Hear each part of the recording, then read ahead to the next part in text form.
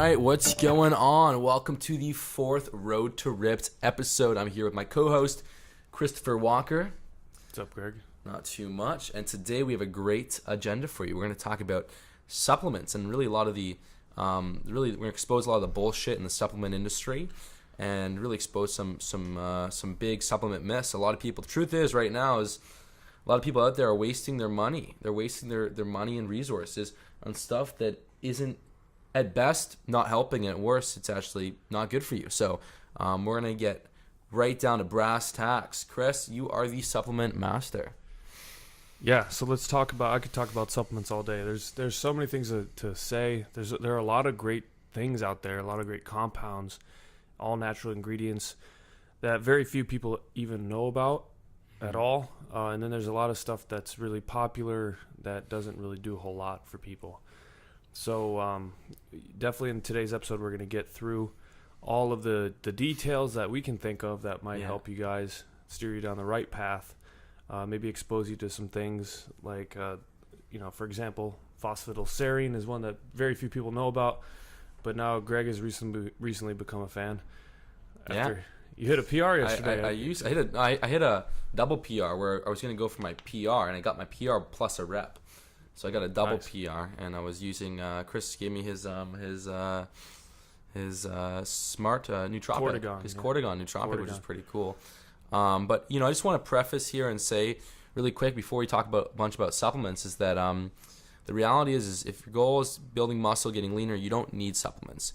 Your biggest levers are going to be your dialing your training in, dialing your nutrition in, dialing in your rest, and your lifestyle. And then once you've handle all those, all we're looking for is a bit of an edge, to get some help. And there's some really cool research showing benefits for different issues, different reasons with different supplements. Yeah, along that same lines, we've actually developed with Truth Nutra, we developed a pyramid framework that kind of basically illustrates how where the base of the pyramid is what you need to really focus on, and then it increasingly it indicates the level of importance as you go up the pyramid, and at the very top is supplements, where there are some things that can give you that edge, especially if you have a specific purpose, which is something that we're going to touch on in today's episode. But it's not the most necessary thing. There are these other layers of the framework that are far more necessary to actually get dialed in before you do it. If you're eating too many calories, you're not getting the right nutrition in your diet, if your workout isn't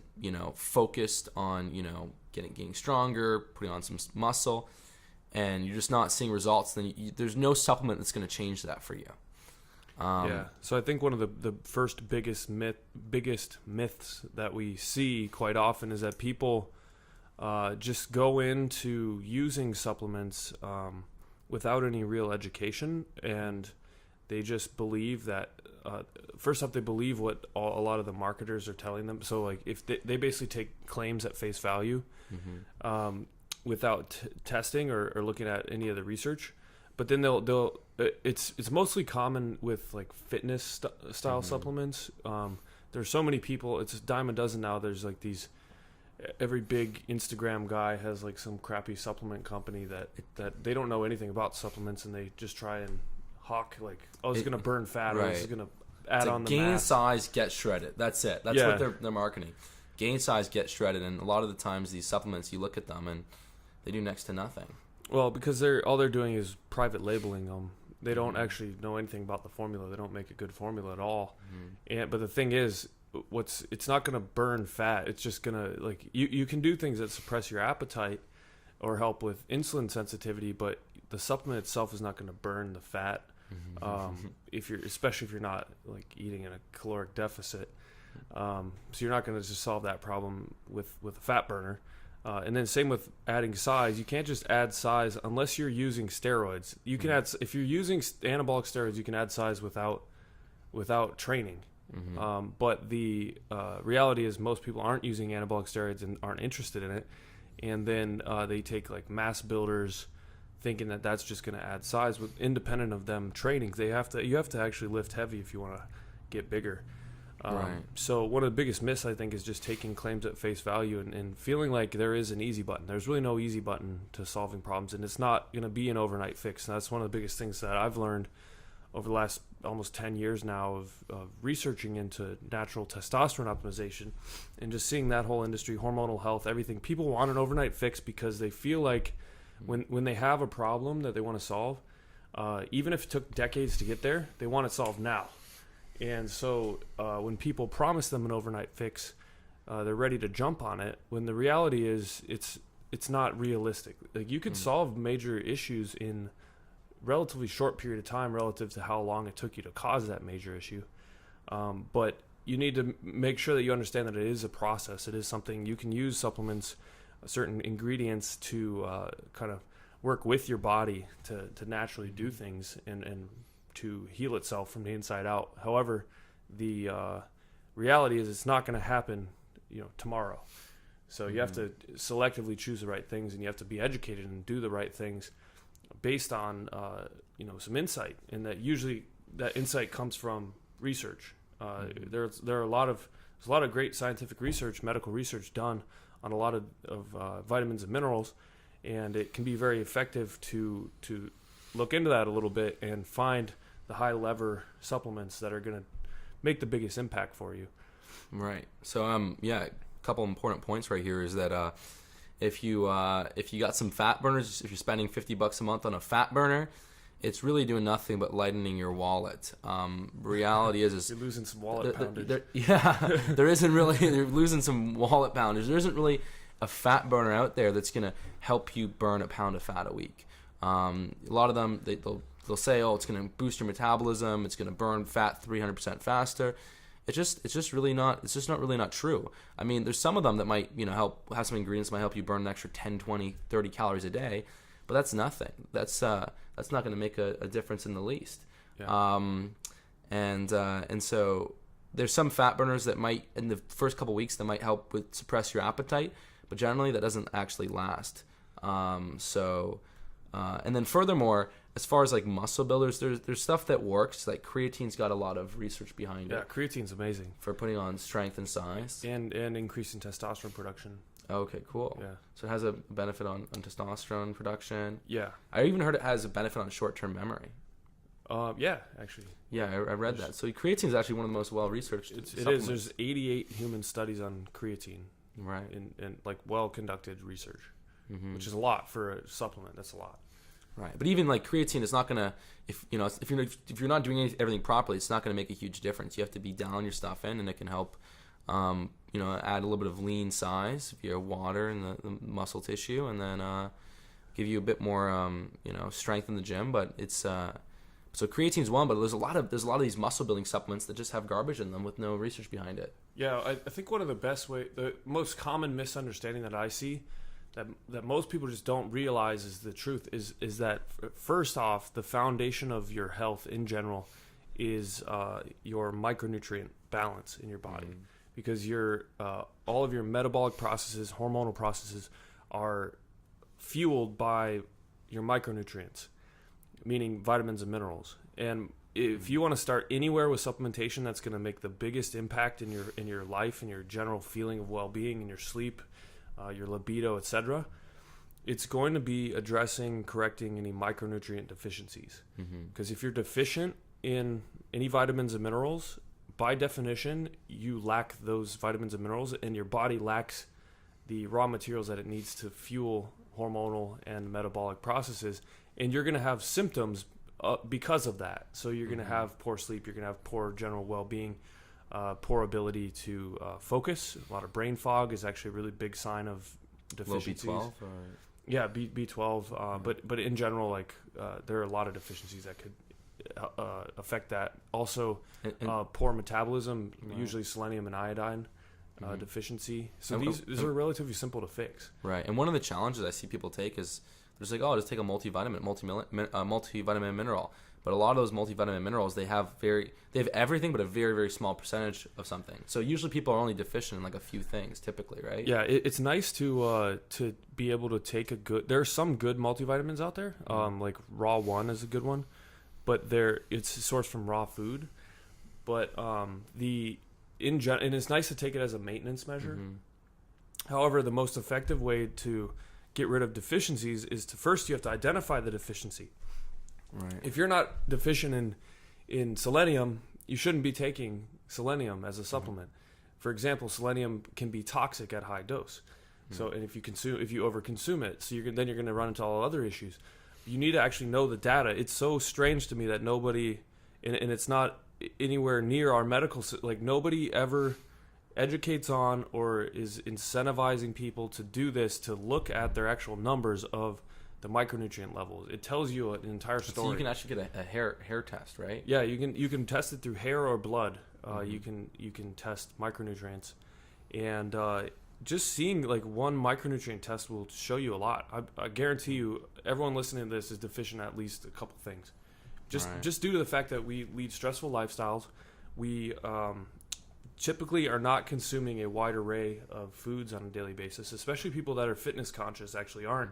Ironically, because we tend to stick with what works. Like if you're trying to gain muscle and you find a diet that's working for you, out of convenience, you're going to stick with it. You're going to eat the same things every day. Same with fat loss.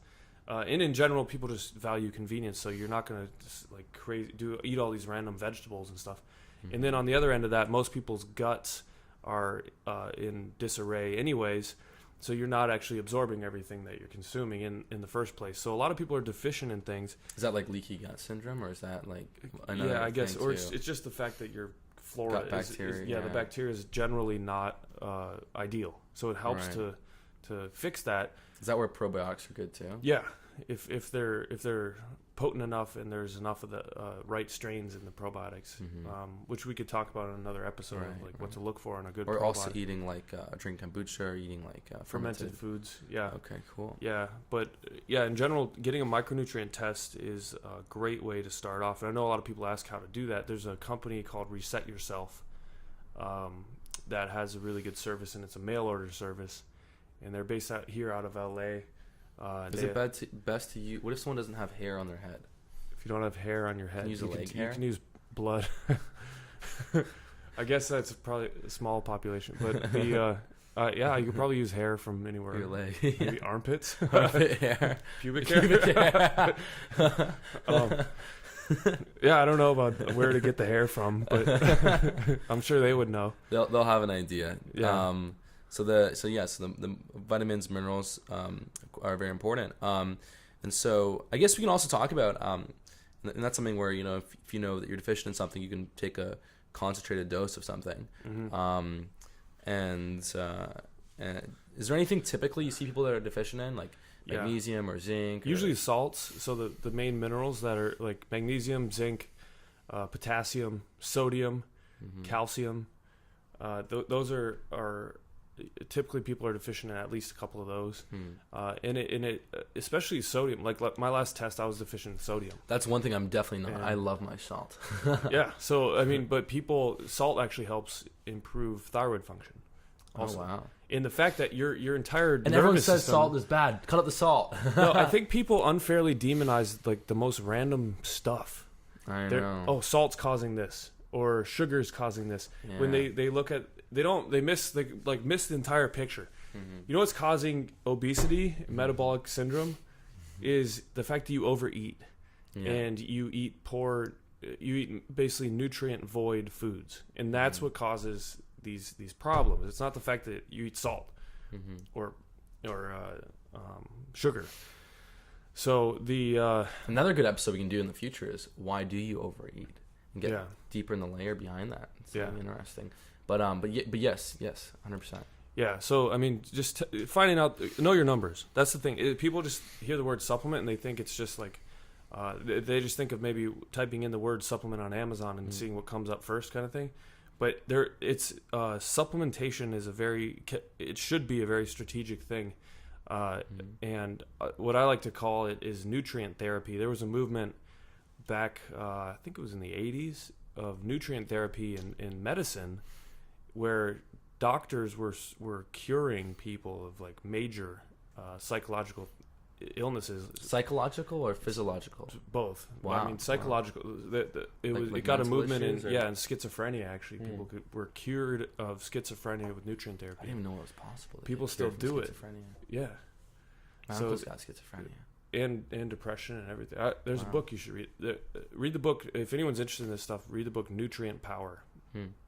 It talks about the idea of nutrient therapy for psychological illness, but it translates really to anything, because what this guy, he focuses on schizophrenia, but the reality these nutrient deficiencies can manifest some major symptoms. Yeah. Wow. Yeah. So and they can be genetic too. You can be like, for example, people of Scandinavian descent are more likely to be B vitamin deficient.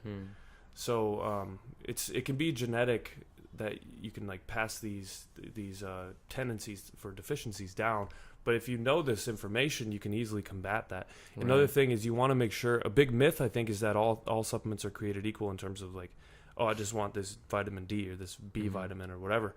You just get the cheapest one off of Amazon or off of some other website, or in Walmart or whatever. The reality is there's two problems with this. First off, you need to buy from brands you trust, because a lot of these brands have been tested, that especially in big box stores and stuff, they've been tested and exposed. There was this big expose in the Wall Street Journal last year of they went into every major big box retailer and tested the supplements like GNC, Vitamin Shoppe, Walmart, Walgreens, etc. And they found across the board, the best place I think was Walgreens, where it had their high ratings was the fact that they didn't contain 80% of what they said was in the supplement, which is terrible. I think Walmart was the worst, where it was like 98% of what was listed on the labels that they tested was not in the supplement. Come on. Yeah. It's insane. Yet they're still selling you a sugar pill. They're still selling this. Like they're selling like a plywood pill, basically. It's cellulose. That's terrible. So that's the first thing. You got to buy from good brands that actually put what they say in the supplements. The cheapest is not the best. You get what you pay for. The old adage still rings true. Also, second, there are different forms, bioavailable forms of supplements. So you want to make sure that you get the most bioavailable form of each ingredient. So that takes a little bit of homework, and you want to, but also buying from brands that you trust that's a good step. And typically they're going to do the homework for you and make good formulas. Like at Truth Nutra, we only use ingredients that are proven in human research to actually work for that benefit that we claim that it's going to work for. We also use only the most bioavailable form, and then in the exact dosage that's shown in the research to actually work. So you got to look for all these different elements to it, because if it's not the most bioavailable form, you're not really getting as much absorbed into your body as you could. So you want to make sure you get the most bang for your buck and actually get a good formula that's designed well. Oh yeah. And I guess, switching gears a little bit, but staying on the vein of supplements, the other thing I want to say really is a lot of guys and girls, fitness becomes so hard because they're given all these rules. They're told, oh, you got to take a protein shake first thing in the morning, a protein shake before the gym and after the gym, and a slow digesting protein at night. And so it causes them to spend so much money on these damn protein supplements they don't need. And the reality is if you eat some whole food protein, you're getting in a lot of nutrition, like we're talking about earlier. But if you're taking a little protein shake, that thing is stripped of everything but the protein essentially, and it's just a powdered supplement it's got all the artificial sweeteners. It's not something that's healthy for you, and you're taking it 2, 3, 4 times a day. And also that protein supplement, when you're building a great physique, you got to be able to stay lean. You're taking all these liquid shakes, it doesn't fill you up as much, so it becomes very difficult to stay lean. That's why you see a lot of these guys that go to the gym taking all these protein supplements that actually never really get quite cut.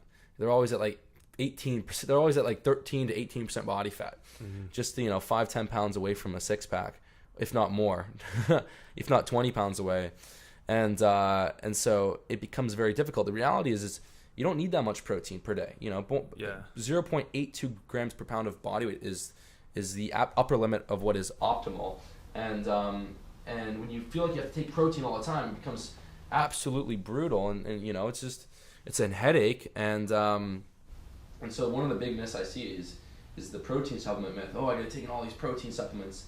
And I mean, if you want to take a protein supplement because you enjoy it and it helps you hit your protein numbers you need because you don't have a big appetite for whole food protein, then having a little bit a day is fine. But I mean, if you're getting sufficient protein over the course of the day, there's really no benefit to doing a pre or post workout protein shake.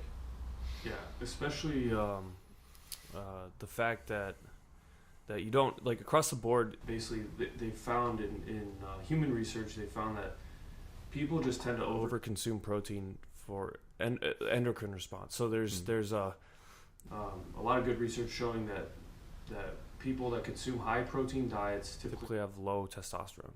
Men.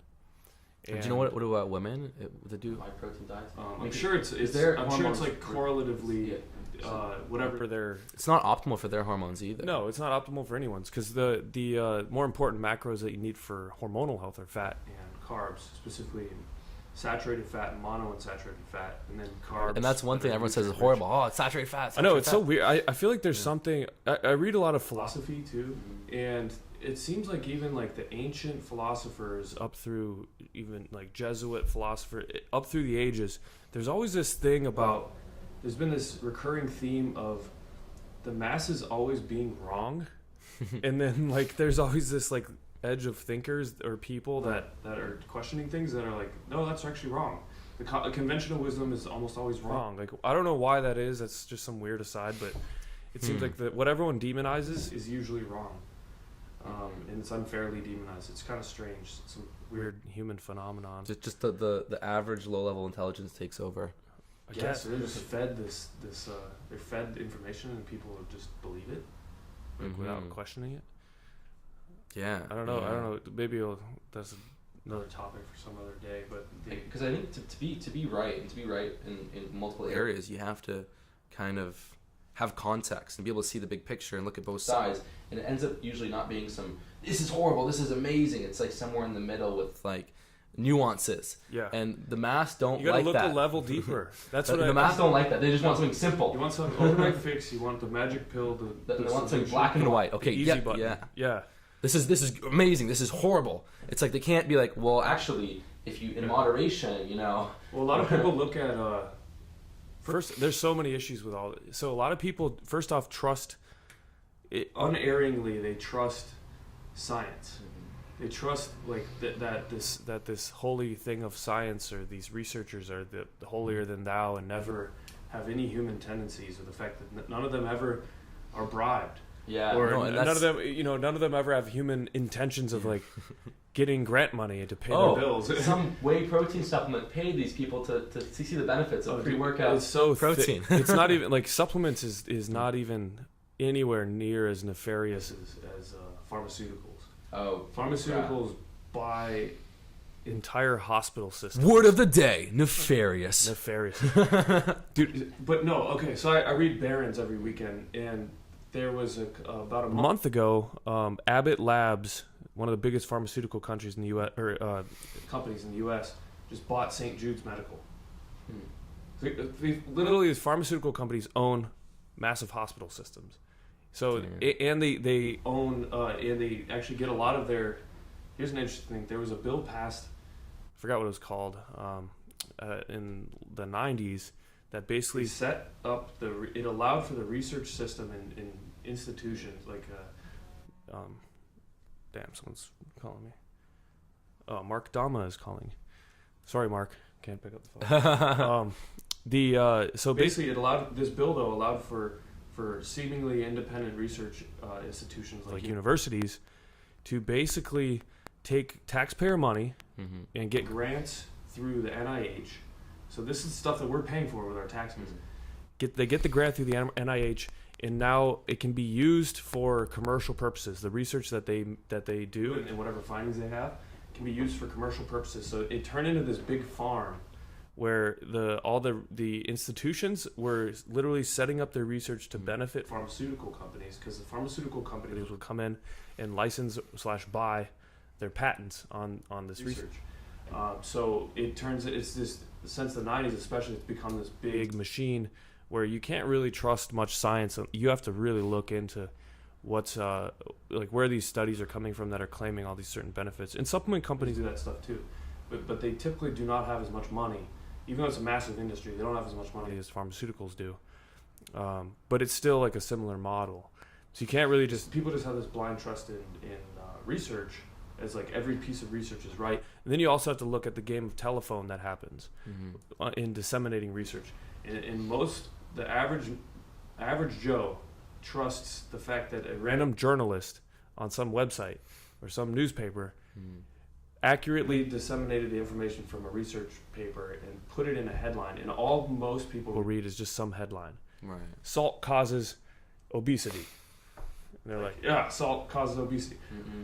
Red wine will lower your risk of heart attack. Mm-hmm. It's like, okay, but so now I'm going to go drink a bottle of red wine a day. You know, people just don't think. They don't want to think. Mm-hmm. They don't want to look any further into this stuff. So I would urge people that are listening to this. I know that the RTR listeners in general are a lot more intelligent and are interested in educating themselves. So. And it's this low-level intelligence kind of groupthink that gets swindled into purchasing bullshit supplements. Like, for example... Bullshit anything. You have bullshit anything. I mean, you have a supplement industry that specifically hires these guys that are completely on steroids. Yeah. These mass monsters or these physique competitors, they're taking all kinds of drugs, and then they use them to market their supplement as if it's the supplement that gave them the results. Yeah. And you know, if you're a 16, 17, 18-year-old kid, I mean, it's harder to be really objective. You just kind of get. I remember when I was a kid, you know, when I started lifting weights, 14, 15 years old. When I first heard about supplements, I was like, "Holy crap! This is what I need," you know. And I got a protein supplement back then. And I was so excited, but it was like, "Wait, no, this isn't helping me. This isn't really doing anything." And so then. Really, one of the big culprits of the supplement industry is like they get these guys on steroids to pretend, oh, this mass monster made me look like this, and all these kids, even 20-year-olds, go and buy these supplements, and this shred cut got me shredded, you know? Yeah, exactly. But it's kind of weird. There's two ends, because I recently, I think it was about 2 years ago, met a guy who was a young guy, and he was on steroids. He was a teenager still, and his whole mission was to like be a pro bodybuilder so he could get sponsored by a supplement company. And I woke him up real quick. I was like, it's like, dude, this is not a good idea. This is a terrible idea. You're wrecking your health right now, first off, and then like, why don't you just start your own company? Why you don't need? It's a very illogical. You're putting so much up to chance. Yeah, but I mean, plus it just kind of showed me this whole other worldview that I hadn't really considered before. But the fact that a lot of guys are coming up and that's what they want. Like they want some supplement company to put them on and pay them $1,000 a month or whatever to pimp out their supplements. They want the supplements to pay for their steroids. Yeah, it's really strange, strange thing. But he since went off steroids. Actually, it was nice. Yeah. Totally changed his mission, which is good. But that's one thing, and it's probably just most rampant in the fitness supplement industry because there are different niches of supplements. People in natural health, there's a lot of great stuff out there. Like I said in the beginning, there's like people just don't know about it because a lot of it's just not marketed as heavily as fitness supplements are, which in general are just overhyped sugar powders, stimulants. The cool thing though is that you know, there's so much bullshit, you know, and there's always a lot of people spend money on pre-workouts, but a lot of the pre-workouts have a lot of stuff in there you really don't want to put in your body, and they're overloaded with caffeine, which interfere with sleep, and they have amphetamines or like traces of amphetamines in there. Or amphetamine analogs. Yeah. Now Henry's calling. Damn. Yeah. We're getting blown up. We're gonna put our phones on silent. Oh, okay. But. Keep turning that off, yeah. But pretty much, I think we can just wrap up here. You know, we kind of covered a lot of things on the supplement topic. One thing is Chris and I are going to be putting up a couple solid supplements out. Really cool stuff. We're going to be doing a really good pre-workout with proven ingredients based on research to help, you know, your performance in the gym. And so it would be a little bit better than taking a cup of coffee. It would be like, you know, coffee with some edge. And we'll be doing a sleep supplement to really maximize. When your sleep is good, you're going to feel better, you have better mental thinking, you're going to feel way better, and you have an easier time laying down because you have more appetite control. So we got some cool stuff coming for you. And if you guys go to Micronutrient.com, you guys can actually get on the waiting list, the exclusive waiting list. So you'll be the first to know about when we come out with these formulas. They're going to be the best of the best. We're looking at organic bases for everything. And we're actually super pumped for these. So it's gonna be awesome. That's at KinoNutrition.com, and you know, there's probably more stuff to cover on this supplement topic. So maybe we'll do another episode in the future. Yeah, ask any questions on on this show. Basically, if you in the comments section wherever you watch it or listen to it, just ask questions on stuff, and we'll get to the questions. We read the comments, so we might not be able to respond to every comment, but we will look for the good ones and we'll talk about them on the show. All right, talk to you soon.